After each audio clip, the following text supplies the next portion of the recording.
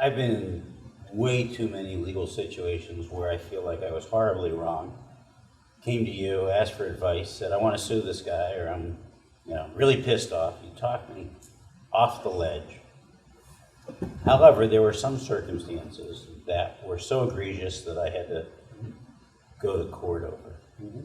The general end result that I recall, time after time, was that there was no victor for the party involved.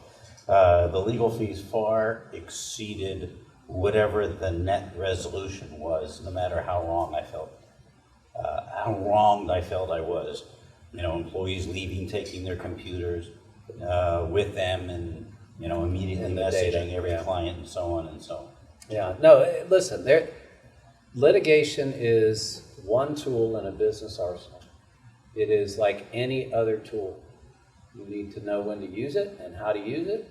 You need to make sure you buy the right tool and you have the right tool for the job at hand, right? For a successful outcome.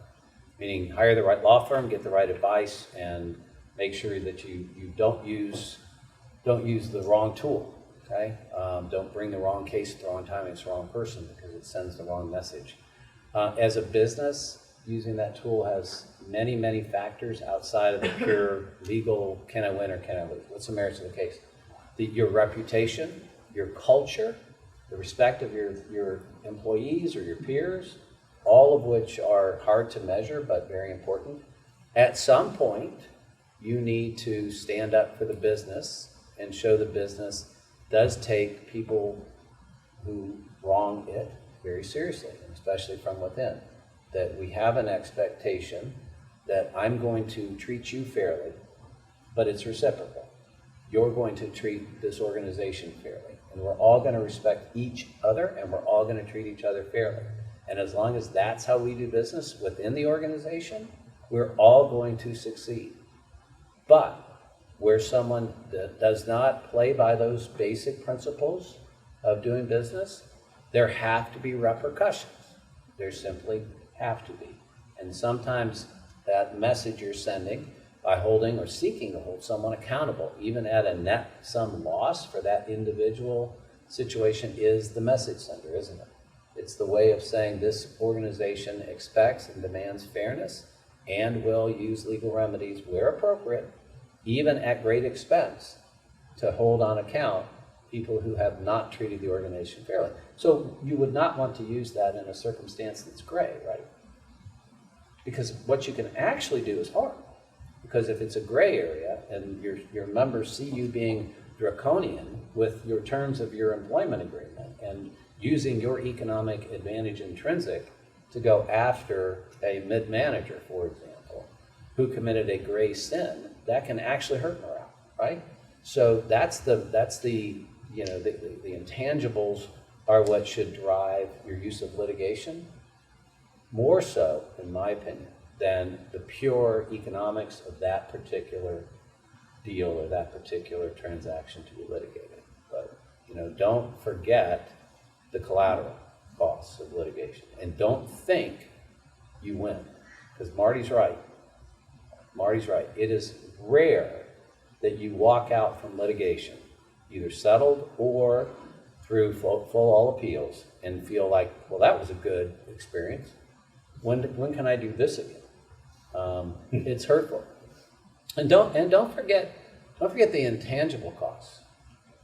Don't forget, that's why I don't like to sue standalone doctors unless I really feel what they did was egregious, because it weighs on professionals. To be accused as a professional that you violated a standard of care is tough. But for a physician, you violated a standard of care and you caused serious injury or death to your own patient. That is not a statement that I like to make at all, have to make, and certainly don't take it lightly.